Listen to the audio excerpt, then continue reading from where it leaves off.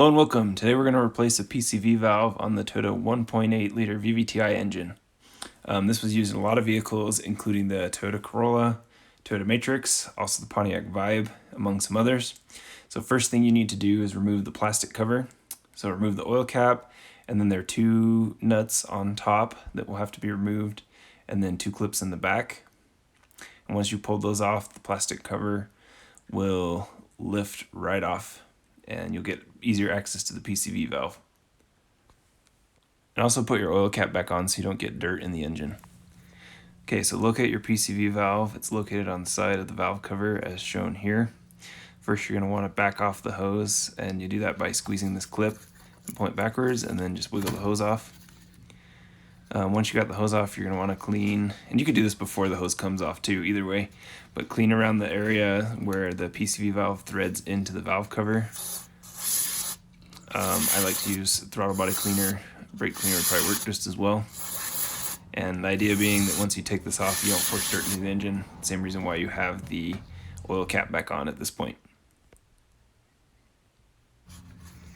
Give it a nice wipe down.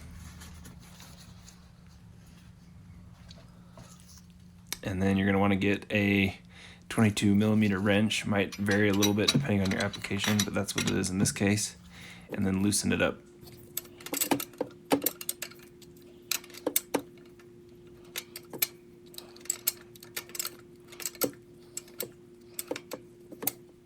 Okay, once it's loosened, remove it.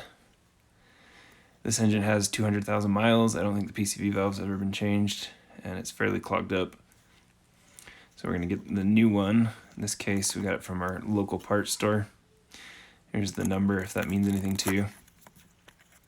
And this one doesn't come with any thread sealant, so we're going to have to put some thread sealant on before we put it back into the valve cover. So we got our thread sealant on, and we're going to thread it in. And I'm going to speed this up a little bit.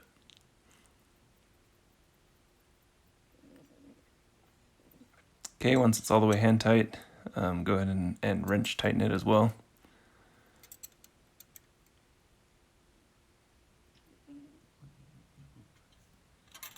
And once you got it snugged up, then of course assembly is reverse of what you did before. So you're going to put the hose back on, push it back into place. And then once it's back into place, wiggle the clip back over the lip of the PCV valve and make sure everything's nice and snug and tight.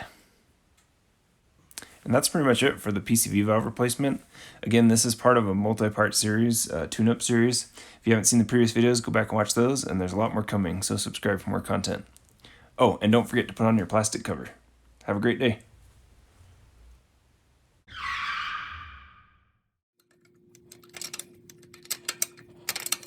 I thought it was plastic, but actually, it might be metal. Hard to say.